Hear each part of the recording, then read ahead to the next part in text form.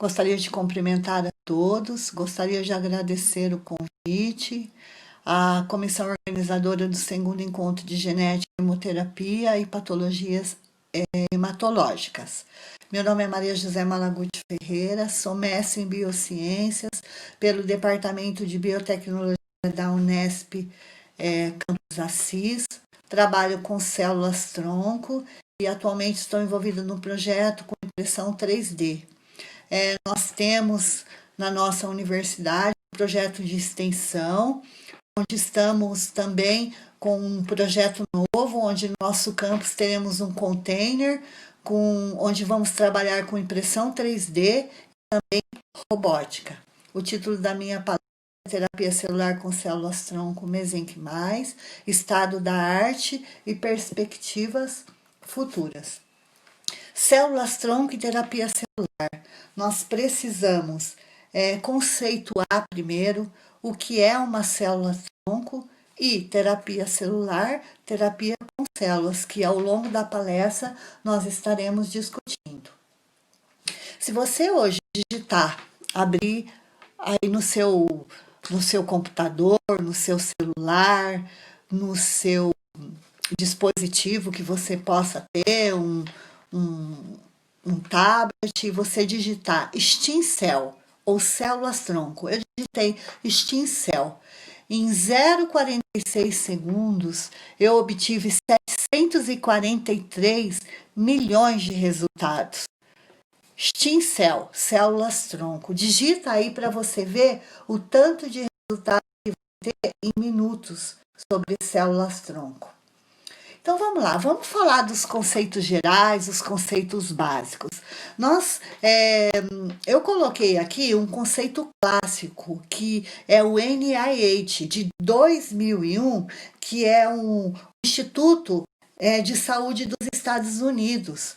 O que ele diz? O que é uma célula-tronco? Quais são as definições? Eles colocam que uma célula-tronco é um tipo especial de célula que tem a capacidade peculiar de autorrenovação e dar origem a tipos celulares especializados. Então, sempre lembra nisso, capacidade de autorrenovação e dar origem a tipos celulares especializados. Esse é o NIH de 2001. Vamos falar agora do Melton e Cohen, que é de 2004. Quais são os conceitos que eles colocam? Que as células têm a capacidade de autorrenovação, assim como a habilidade de gerar células diferenciadas. Grave isso, autorrenovação e células diferenciadas. Aqui agora tem essa ilustração. Como que ela vai se autorrenovar e ela vai se diferenciar? Como que as células-tronco se comportam desse jeito? Elas fazem a divisão assimétrica. Como assim? Ela mantém o pool de célula e se diferencia em diferentes tecidos. Mantém o pool e se diferencia. Vamos ver a outra figura, que também dá para observar bem. Essas são células da linhagem sanguínea.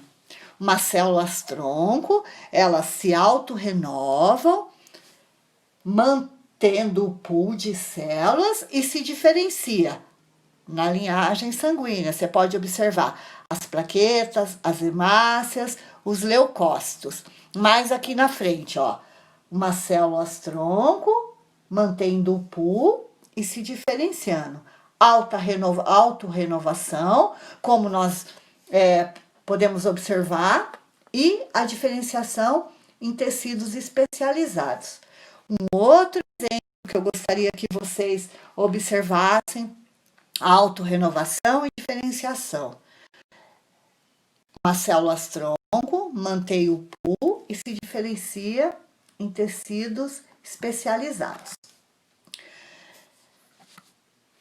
Em 2014, o Sandro Eridani, ele propõe uma classificação das células-tronco, quanto aos tipos e ao potencial de diferenciação.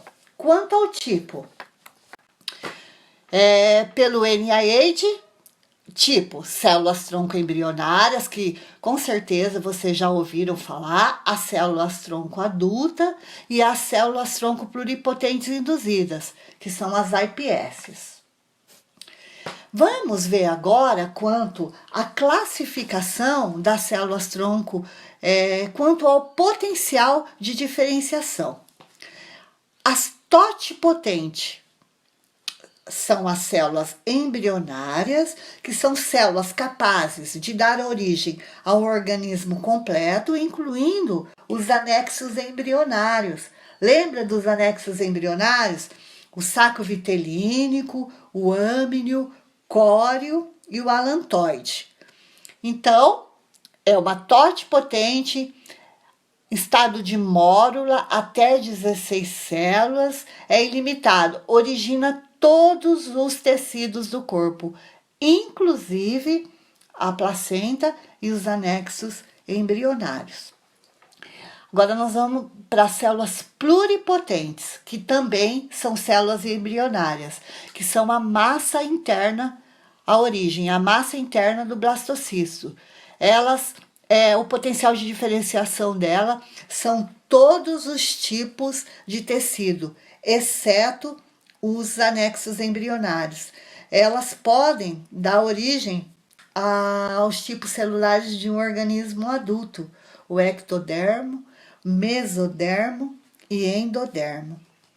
E nós vamos falar agora das multipotentes, que são as células adultas, que são as células hematopoéticas e as células mesenquimais, que ao longo da nossa palestra a gente vai estar focando mais nas mesenquimais. Então, as células-tronco adultas são multipotentes, que são as células mesenquimais, são células da medula óssea, as neurais, as células do sangue, do cordão umbilical. As células multipotentes são capazes de originar vários tipos de células de um mesmo folheto embrionário, que é o ectodermo, mesodermo e o endodermo. Agora nós vamos falar um pouquinho das células-tronco adulta. Vamos também ver o conceito do NIH de 2001, como que eles colocam, que é uma célula indiferenciada, encontrada em tecidos diferenciados, que pode autorrenovar com certas limitações e se diferencia para dar origem a todos os tipos celulares especializados do tecido que originou. É uma célula com capacidade de diferenciação multipotente. As células-tronco adultas, elas são multipotentes, se autorrenova, estão envolvidas na regeneração tecidual e se divide em células-tronco hematopoéticas e células-tronco mesenquimais. Aqui nessa figura podemos observar as células-tronco hematopoéticas, que também são células que possuem a capacidade de auto-se-renovar e diferenciar em células especializadas do tecido sanguíneo ou do tecido imune. Elas se localizam na medula óssea e é responsável pela formação de todo o sangue, e que são os glóbulos vermelhos, os glóbulos brancos e as plaquetas. Você pode observar esse osso longo. Aqui se localiza a medula. Nós estamos vendo as células hematopoéticas, são multipotentes e elas se dividem aqui, ó. Neutrófilos, basófilos, eosinófilos, monócitos, macrófagos, as plaquetas, as células vermelhas. Tem mais uma figura aqui também, mais no outro slide, que vocês vão conseguir observar melhor também. Então, vamos aqui também definir as células tronco hematopoética. São células que possuem a capacidade de autorrenovar e se diferenciar em células especializadas do tecido sanguíneo e do sistema imune. Na medicina, a sua importância pode ser evidenciada pelo seu uso rotineiro do tratamento das doenças hematológicas e as imunológicas. E elas constituem as células tronco adultas mais bem caracterizadas. Até hoje, a sua obtenção é feita a partir da medula óssea, é feita uma punção, né, na medula, que é a fonte clássica de obtenção das hematopoéticas. Também pode ser obtidas do cordão umbilical e do sangue periférico. Ó, nessa figura aqui também você pode observar que é o osso, as hematopoéticas, que estão localizadas conforme essas flechinhas estão apontando, toda a linhagem sanguínea, bem descrita aqui, dá até melhor para ser observada. As plaquetas, os monócitos, as células sanguíneas, macrófagos, eosinófilos, as células progenitoras mielóficas, neutrófilos, basófilos. Mas o nosso foco hoje, na nossa palestra, são as células tronco mesenquimais. Então, o que eu fiz? Quis que vocês ficassem... quis passar um pouco de informação dos conceitos, o que é uma célula tronco, como que ela se divide, elas se autorrenovam, se diferenciam, para que a gente conseguisse chegar aqui nas células tronco adulta, que se divide em hematopoética e mesenquimal. Então, vamos falar um pouco agora das células tronco mesenquimal. Tudo começou com o Fred Stein. Ele, em 1924, o Fred Stein é um russo, ele buscava a regeneração óssea hematopoética. Ele estudava tecidos ósseos. Ele isolou as células tronco hematopoéticas e ele pôde observar que elas eram aderentes ao plástico e ela se diferenciava em tecidos, em osteócito. Vamos ver aqui. E também ele observou que as células elas possuíam esse aspecto fibroblastoide, que é esse formato que você pode observar nessas duas figuras aqui. Agora nós vamos falar um pouquinho de conceito, como que nós conseguimos chegar em células tronco mesenquimais. Então, tudo começou com o Fred Stein. Depois, em seguida, esse é um artigo do Fred Stein também, que é de 1966, que ele pôde originalmente identificar as células com o formato fibroblastoide, aderente ao plástico. E como que ele colocou, como que ele referenciou essas células? Como unidade formadora de colônia fibroblastoide. Então, tudo começou com o Fred Stein, que ele observou que a medula óssea era uma reserva de células tronco. Então, tudo foi com ele. Depois, em 1988, Maureen Owen e os colaboradores, os colegas, ela propôs que as células residiam no compartimento estromal e não no hematopoético.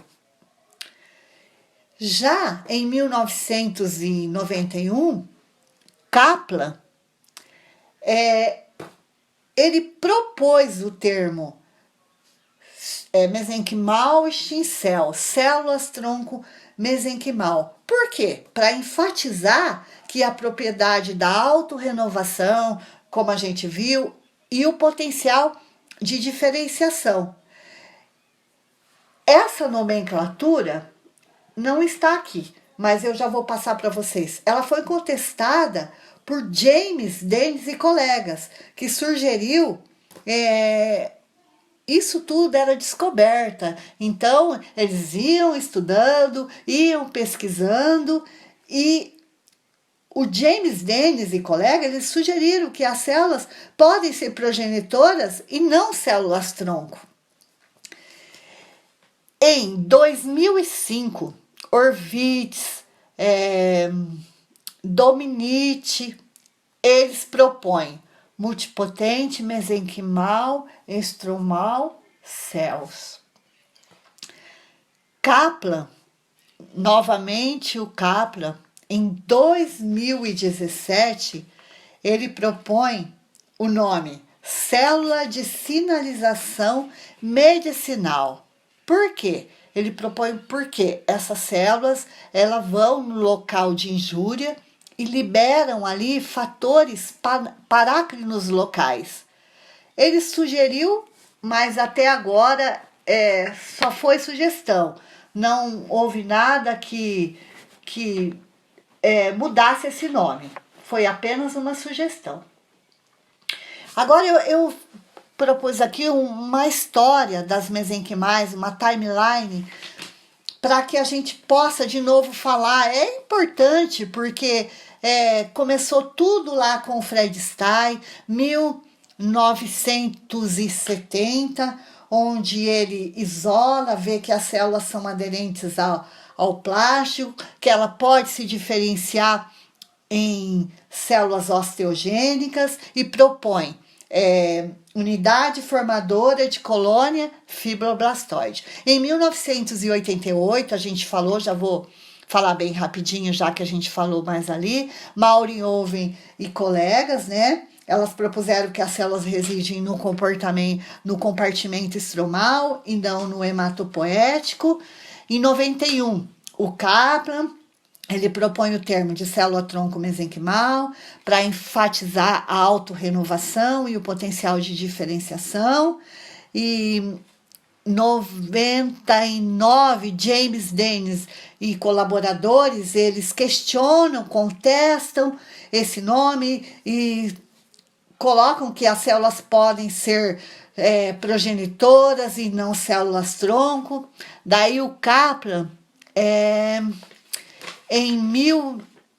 o Paolo Bianco e a Pamela, em 2000, eles colocam que as células-tronco podem ser chamadas células-tronco esquelética, por especificar que as células dão origem a componentes do sistema esquelético.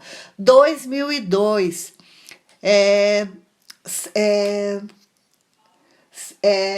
proposta a proposição de um novo termo, que as células possam ser chamadas de células progenitoras multipotentes para adultos, para que eles queriam descrever a natureza e o potencial multipotente dos estados progenitores dessa célula.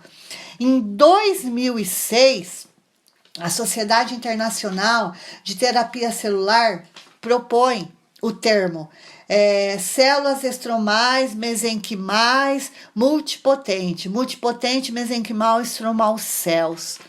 Em 2010, o Kaplan, como eu já falei, sugere a sigla MSC, que represente que as células são células sinalizadoras medicinais. Ele atribui aí a secreção de moléculas bioativas em vez da regeneração tecidual. Mas a gente usa, o que é mais usado é o acrônimo MSC. Isso daí vai de acordo com cada laboratório, que cada um padroniza entre o laboratório. Em 2006, Dominici, o Leblanc, Claus, o Procópio, Horvitz, eles colocam critérios para que uma célula-tronco em condições de cultura fosse especificada como célula-tronco mesenquimais. Quais os critérios mínimos para essa definição? Para que uma célula seja caracterizada como mesenquimal. São testes que nós que trabalhamos com células-tronco, esses são testes básicos que em todo tipo de cultura, todo tipo de trabalho, esses 3 testes, eles têm que ser feitos. Como assim? As células têm que ser aderentes em cultura, aderentes ao plástico, elas têm que ser positiva para maior que 95, CD 105, CD 73, CD 90, e negativa, menos 2, para o CD 45, o 34, CD 14, HLA, que é o antígeno leucocitário humano. Então, positiva para mesenquimal e negativa para hematopoética. E que, in vitro, sobre condições específicas, elas possam se diferenciar em osteócito, adipócito e condrócito.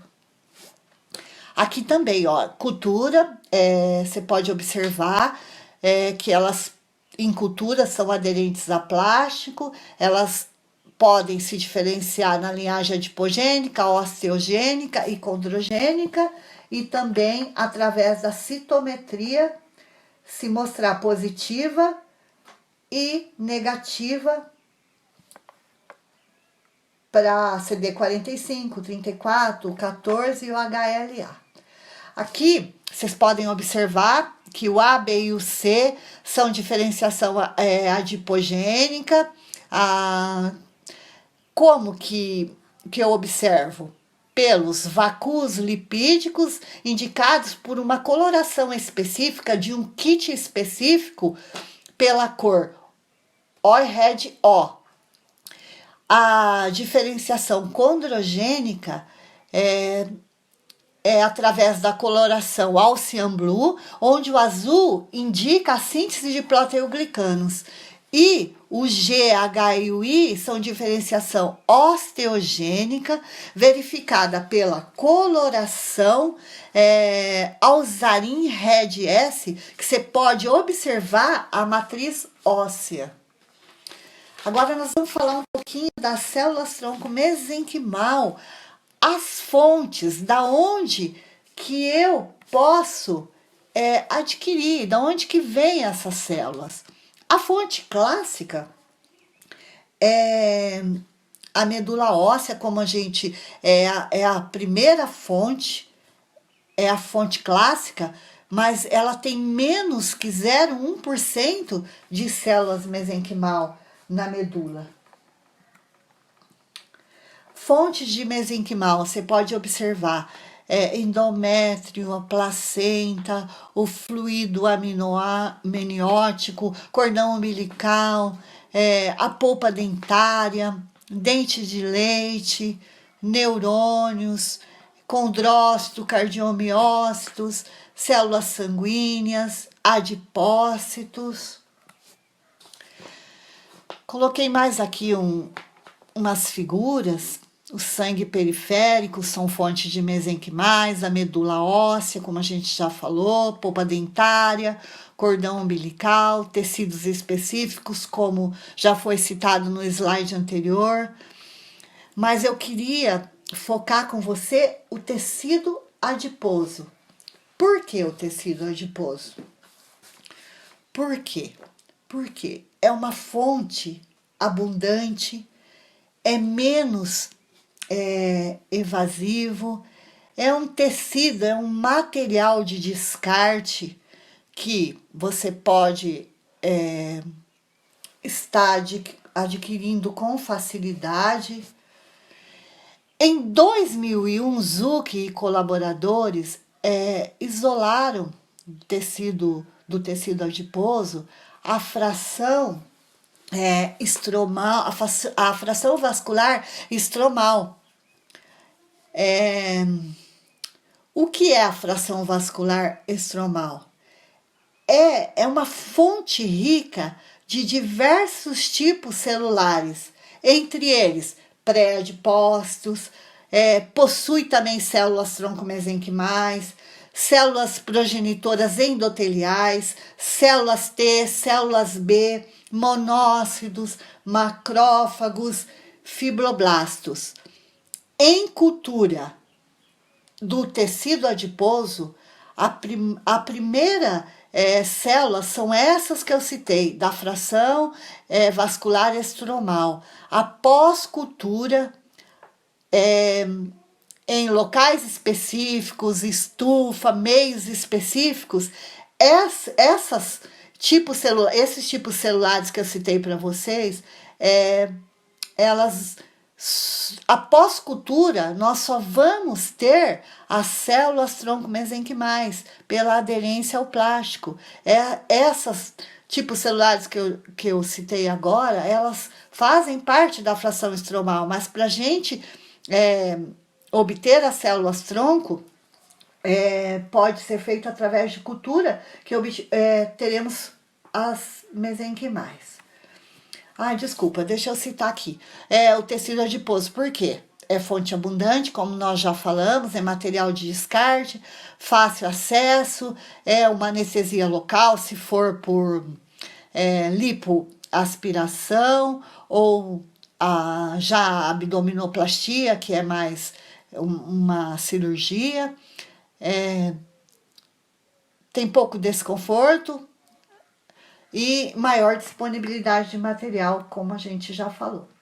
Então, como que nós vamos isolar e cultivar as células tronco derivadas do tecido adiposo?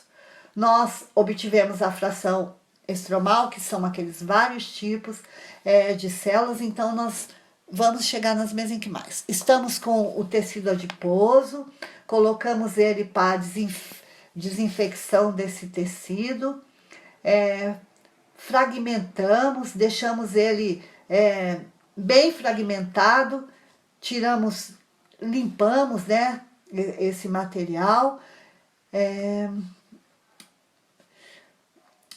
Esse tecido adiposo é submetido à colagenase, uma enzima que ela degrada a matriz extracelular, soltando as células.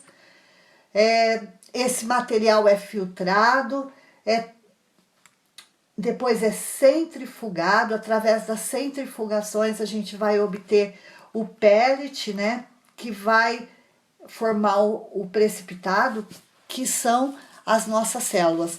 Tudo isso é feito com maior esterilidade, é feito numa câmara de fluxo, onde há uma recirculação do ar, tornando o ambiente estéril.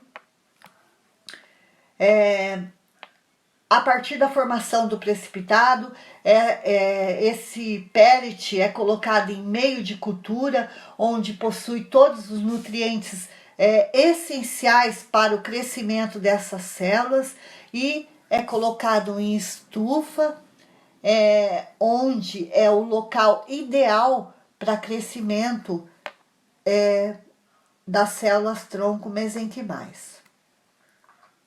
Nós temos também no nosso laboratório um sistema semi-automatizado. Nós pegamos o material lipoaspirado. Você pode observar que se nós procedermos do modo convencional, nós usaremos a colagenase em 2 horas, depois passaremos para o cultivo.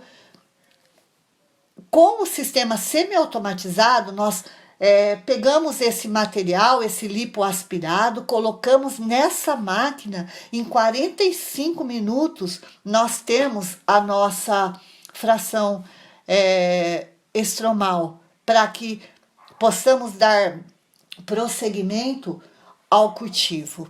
Eu vou te mostrar aqui agora as figuras, ó.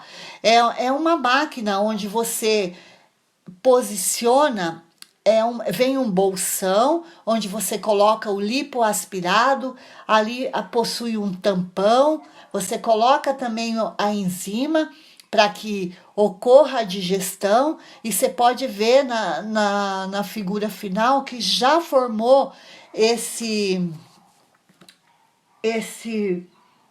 pellet. Ó, em 45 minutos você tem a fração estromal pronta para colocar para cultivo na estufa, para células, para a formação das células tronco mesenquimais, para o crescimento das células tronco mesenquimais.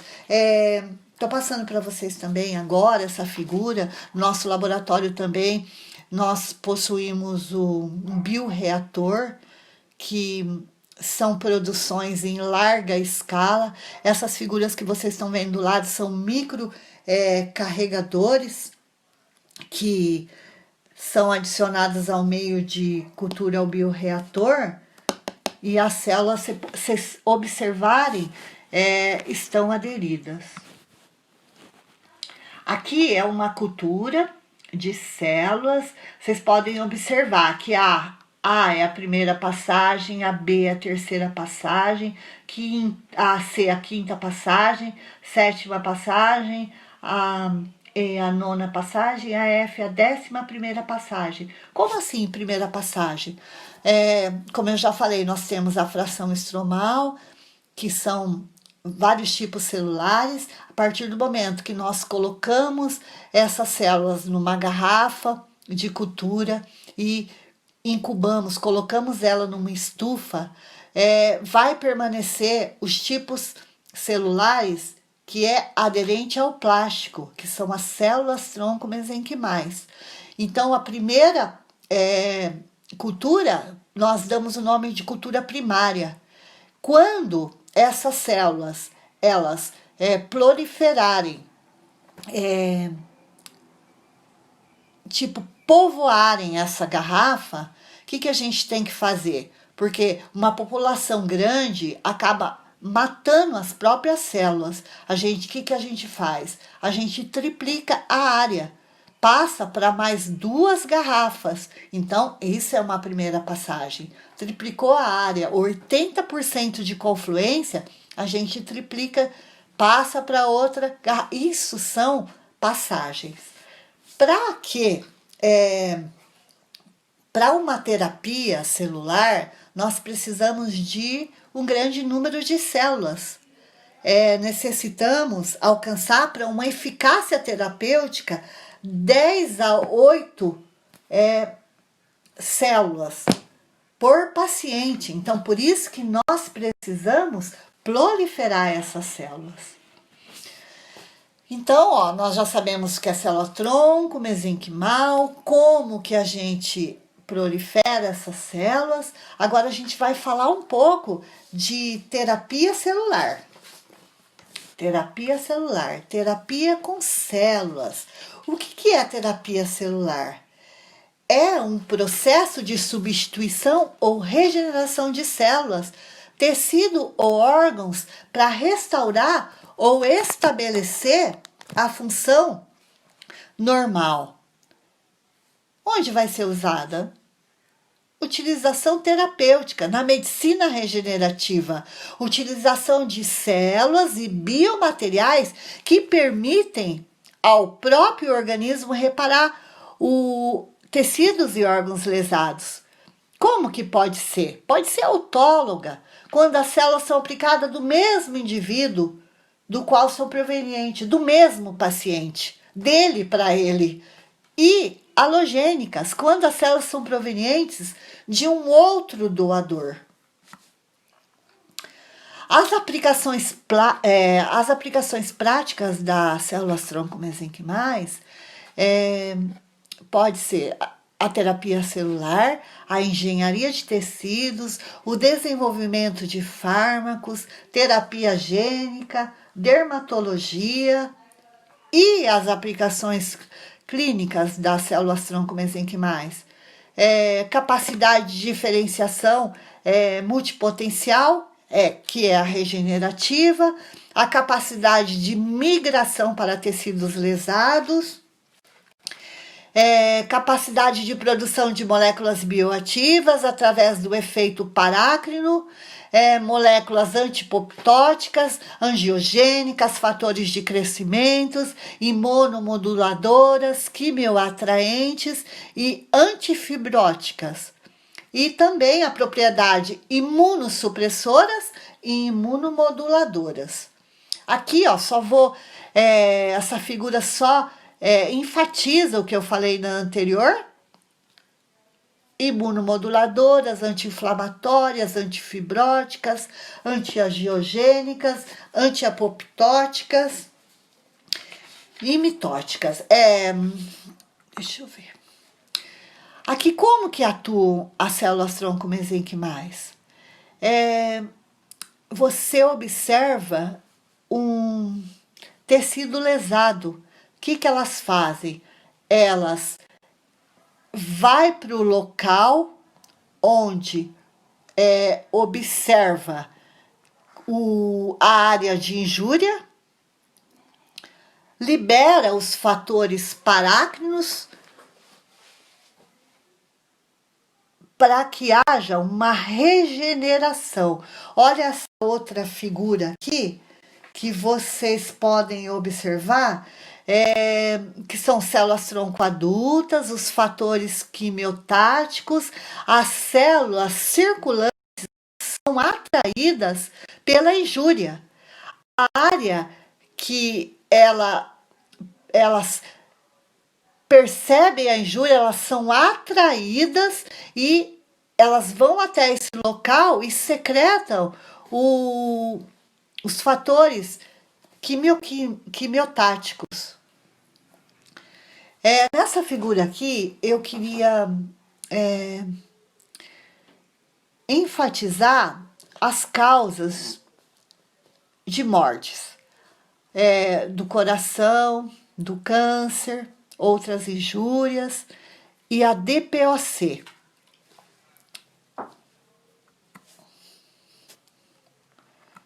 O que é a DPOC? O enfisema. Quais as causas? Os fatores ambientais, fumaças de cigarro, poluição, e também pode ser de ordem genética, que pode ser a deficiência da alfa-1 antitripsina. O que pode ocorrer? Pode ocorrer, através do enfisema pulmonar, uma destruição das paredes alveolares, um aumento nos espaços aéreos, causando a dispneia. Esse é um trabalho do nosso laboratório, do professor João Tadeu Ribeiro Paes e colaboradores. Eles realizaram esse estudo, é um estudo unicêntrico de terapia na doença pulmonar crônica, o enfisema pulmonar. Eles trabalharam com 4 pacientes, onde o primeiro estudo, eles colocaram a segurança da infusão das células-tronco para que esses pacientes fossem avaliados. Esses pacientes tinham dispneia avançada e em 12 meses mostrou melhora significativa na qualidade de vida desses pacientes. E teve um outro trabalho de fase 1 que, com os mesmos pacientes, que eles puderam observar melhora nos exames, na qualidade de vida desses pacientes, com a infusão das células-tronco. Esse trabalho foi feito pelo professor João Tadeu Ribeiro Paes, um dos primeiros trabalhos inéditos com infusão de células-tronco para enfisema pulmonar. Como que foi feito isso daí? As células-tronco eram coletadas, era puncionada da medula dos pacientes. Depois que essas células eram puncionadas, elas passavam por um processo de separação, eram centrifugadas, depois, em meio de cultura, eles usavam um gradiente, que é o ficol, que eu não sei se você consegue observar, que há uma separação. As hemácias está na ponta desse tubo Falcon, o meio de cultura mais na parte superior, e esse anel com as células tronco fica ao meio, porque é utilizado o gradiente, o ficol, que é um gradiente de densidade, que ele separa. Esse anel é puncionado e é infusionado no paciente por corrente sanguínea. Como eu já falei, as células, elas migram para o lugar lesionado. Então, essas células, elas migraram diretamente para o pulmão desses pacientes que apresentavam um grande...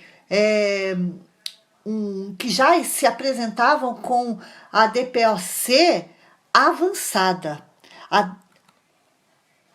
E também eu não posso deixar de citar que o professor também começou a terapia com o Chico Anísio, como o Chico Anísio já estava com o enfisema dele em estágio avançado, infelizmente não deu para ele fazer parte do estudo, mas o Instituto nasceu, o Instituto Chico Anísio, para apoiar a pesquisa com célula-tronco no tratamento do enfisema pulmonar e o combate às células-tronco. Então, agora nós já falamos do enfisema, do POC. Agora, são linhas de pesquisas pelo quais nós trabalhamos. Nós vamos falar das úlceras crônicas agora, na medicina regenerativa. O que é a medicina regenerativa? É o reparo, é a substituição, é a regeneração de tecidos e órgãos. Para quê? Para restaurar as funções prejudicadas em virtude de defeitos que pode ser congênitos, pode ser traumas, pode ser doença, pode ser o envelhecimento. Como? Acelera a cicatrização, a regeneração, é de baixo custo, é seguro e é eficaz. Como? Nós usamos as células, a terapia, os fatores de crescimento, os fatores quimiotáticos envolvidos, os biomateriais e o gene da terapia, que nós vamos falar agora. Mais para frente. Vamos falar o que é úlceras crônicas? Qual que é a definição? A epiderme e pelo menos a parte superficial da derme são afetadas por uma descontinuidade epidérmica durante ao menos 4 semanas. Você pode observar esse pé como é profunda a ferida. Hoje, apesar da maioria das úlceras de pressão ser evitável, estima-se que 600 mil pacientes em hospitais dos Estados Unidos possam ir a óbito a cada ano em decorrência de complicações secundárias. Isso é muito grave. Vocês já ouviram falar de escaras, úlceras de decúbito? Isso daqui também é um trabalho do nosso laboratório, de uma doutoranda que ela trabalhou com pessoas com pé diabéticos, de difícil cicatrização. Vocês podem observar que é um homem de 69 anos, que tem um histórico de 8 meses com essas lesões. A figura A mostra a lesão. Em 20 dias você pode observar que está o exudato, já está cicatrizando. Em 30 dias, desculpa, não é cicatrizando, é regenerando. Em 30 dias já está o tecido regenerado. Observem o D, como é que estava a ferida inicial, e o F, como esse tecido já está regenerado. Também uma mulher de 60 anos com um histórico de 1 ano após uma amputação. Há uma aplicação de células-tronco, mesenquimal, mais o PRP. Essas células eram colhidas do próprio paciente e ocorriam essa aplicação, a pré-aplicação, depois da aplicação, isolava aquele local. Em 7 dias você pode observar que a pele já começa a regenerar. Em 28 dias já está muito melhor. Em 40 dias a pele está totalmente regenerada. Então, agora eu gostaria de falar as perspectivas futuras. A impressão 3D é o projeto que nós estamos trabalhando hoje. Quando você imagina impressora, você pensa em quê? Em tecidos, em órgãos. Esse próprio tratamento, essas próprias feridas que eu passei anteriormente, eram feitas com aplicação no local. Agora nós vamos imprimir um scaffold para imprimir com as células. Essas são as perspectivas futuras. Tecidos, órgãos. Vamos falar um pouquinho agora então. O que é engenharia de tecidos? É um campo emergente em que a ciência dos materiais e a biologia celular contribuem para tornar possível novas ferramentas, como a implantação de tecidos biofabricados na medicina regenerativa. Qual que é o objetivo final da bioimpressão? É recapitular o processo natural de formação de tecido por células para montar arcabouços sintéticos, scaffolds, que sejam capazes de imitar o microambiente natural do tecido, a matriz extracelular e a fabricação de biomateriais compatíveis com a produção de tecidos e células e órgãos. O que é a impressão 3D? O que ela é? Ela é uma ramificação da engenharia de tecidos e é uma aplicação biomédica. Ela é também conhecida como manufatura aditiva, que permitirá automaticamente, sob o controle de um computador, a reconstrução de tecidos e órgãos.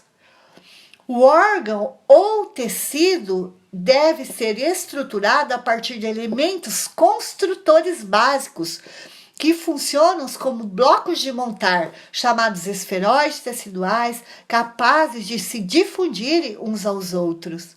Esses elementos, obtidos de células do próprio paciente, autólogos, serão armazenados por uma impressora, que fabricará o quê? Um órgão ou um tecido ou um scaffold, que é camada a camada, de acordo com a profundidade daquela ferida, seguindo um conjunto de instruções da bioimpressora, que, com detalhes complexos da estrutura, pode ser construída. Vamos trabalhar também com biomaterial. O que é um biomaterial? São substâncias e combinações de origem natural ou sintética, que pode ser capaz de substituir, tratar ou aumentar tecidos, órgãos ou funções do corpo, e que são implantadas no corpo permanentemente ou por um determinado período de tempo. Frequentemente são usados para sustentar células, originando o arcabouço, ou em inglês que são scaffolds, como eu já citei, na qual as células são depositadas e encontram um lugar para aderir e não se dispersa do tecido-alvo. Mais para frente, no próximo slide, eu vou dar o exemplo de um scaffold para vocês, como que a célula se comporta nesse local em que ela é inserida. E os biomateriais podem ser os polímeros, metais e cerâmicas. Esse é um trabalho também do nosso laboratório, onde está falando está citando um polímero, que é a quitosane e alginato, que são membranas que aceleram a cicatrização de feridas. O alginato é um biomaterial, um polímero, na qual a gente trabalha no nosso projeto de bioimpressão. O que é um scaffold? É um suporte 3D que possui uma estrutura rígida de nano e micro topografia que pode ser gerada a partir de materiais naturais ou sintéticos. Você pode observar que, de acordo com essa figura, esses vários poros são os locais pelas quais as células serão inseridas e vão encontrar um lugar para estar e ser, após a aplicação, liberar os fatores de crescimento, os fatores quimiotáticos, no local em que vai ser inserida. Então, os scaffolds facilitam a infiltração de células, como fibroblastos, queratinócitos, através dos poros, de tamanho controlável. Por quê? Porque você consegue controlar através da sua bioimpressora o tamanho que você quem dimensiona, mantendo as condições ideais de cicatrização. Os scaffolds dérmicos limitaria a matriz extracelular do tecido, permitindo a incorporação de moléculas bioativas. Aqui estou colocando para vocês um pé com uma ferida, onde as células são através de fatores de crescimento inseridas nesse biomaterial e impressas e colocadas no local da injúria. Aqui também, nessa figura, você pode observar que é um nicho de células do tecido adiposo, são células progenitoras, células do tecido conjuntivo, vasos sanguíneos, derivadas do tecido adiposo. Através da injeção enzimática, a cultura que pode ser que vai ser centrifugada, você vai obter a fração vascular estromal, como nós já observamos anteriormente, vai ser incubada em estufa a 37 graus, com um CO2 a 5%. Assim que essas células proliferarem, nós possamos ter uma quantidade suficiente, podemos imprimir e adquirimos o scaffold para que possamos utilizar um enxerto autólogo em pacientes queimados. Aqui também, vocês podem observar a célula do indivíduo, as células são isoladas, cultivadas em 2D, as células são semeadas no scaffold, são liberadas moléculas, são liberadas fatores de crescimento, essas células são devolvidas ao local da injúria.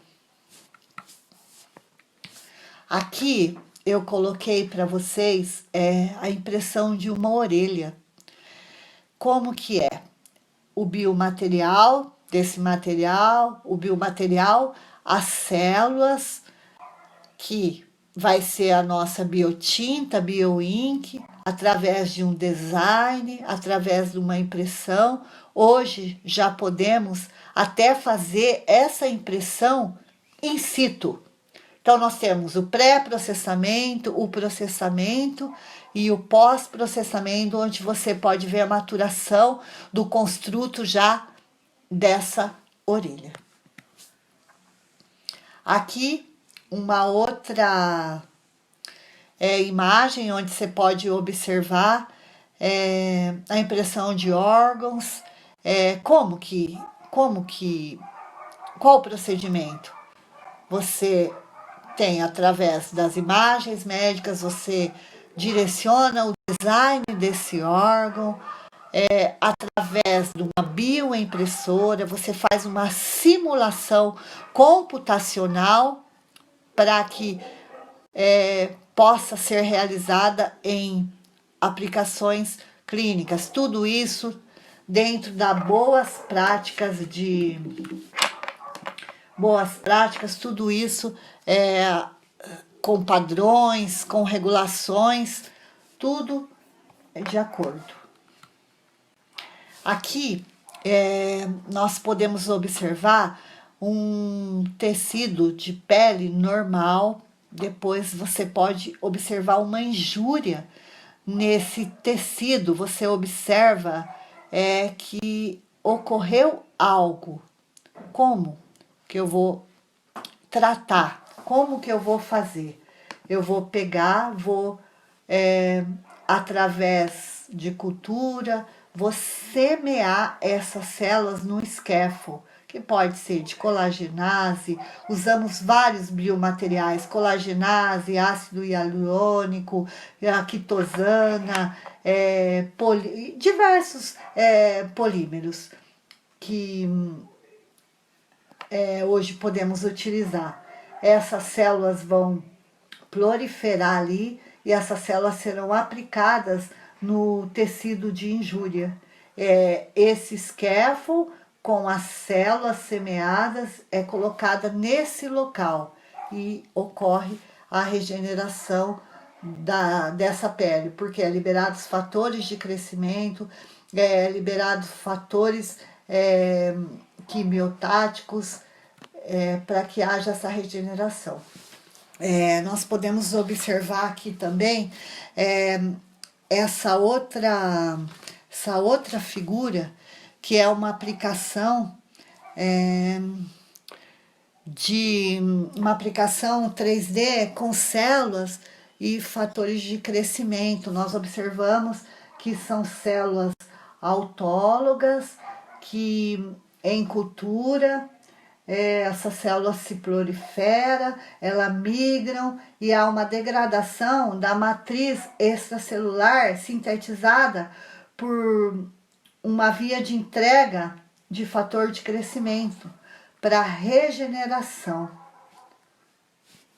Uma construção de uma ferida profunda. Aqui é uma estratégia de impressão de pele. Aqui você pode observar o paciente, o tecido de células da epiderme, são selecionados queratinócitos, melanócitos, fibroblastos, essas células junto com o hidrogel, que formam a biotinta, é bioimpresso, o tecido é tecido maturado, que é o tecido que vai dar origem ao tecido da pele. Nós estamos bastante avançados, a proposta já houve um coração que já foi impresso, e acho que foi, se eu me lembro, em Israel, e já tem carnes de consumo também que já estão já impressas, e também logo teremos, como já a construção civil já está utilizando, é uma tecnologia em ascensão. Você pode observar nessa figura, é um lanche impresso, em uma impressora. É muito interessante. Eu queria deixar para vocês que nós estamos no começo da bioimpressão, já em estudos, já tem impressão in situ, com braço robótico, onde ocorre no próprio local, na própria pessoa, mas ainda há um longo caminho a percorrer. Então, nós estamos ainda no começo, mas estamos avançando. E a bioimpressão ela está aí para agregar em em todos os setores. E eu gostaria de agradecer, muito obrigada pela oportunidade. Deixo para vocês o meu e-mail, qualquer coisa, qualquer dúvida, qualquer pergunta, é só me mandar que eu estou à disposição. Muito obrigada a todos.